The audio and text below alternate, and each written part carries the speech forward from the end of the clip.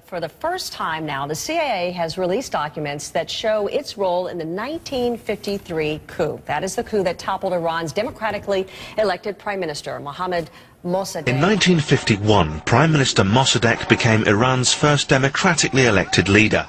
Mohammad Mossadegh has been largely forgotten by now, but in his time, he was a huge, titanic figure.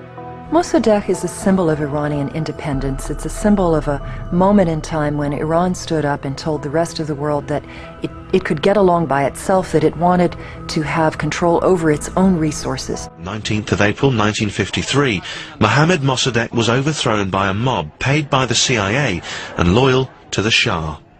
The CIA had successfully overthrown its first government.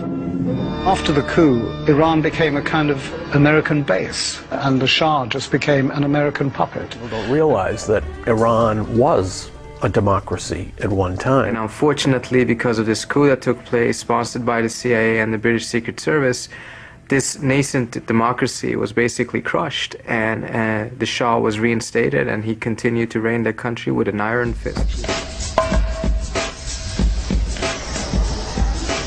People realize the power of the mosque. They re-realize the power of the mosque. An example of an operation that seemed successful at first. We overthrew a guy we didn't like, and we placed in power somebody who would do everything we wanted.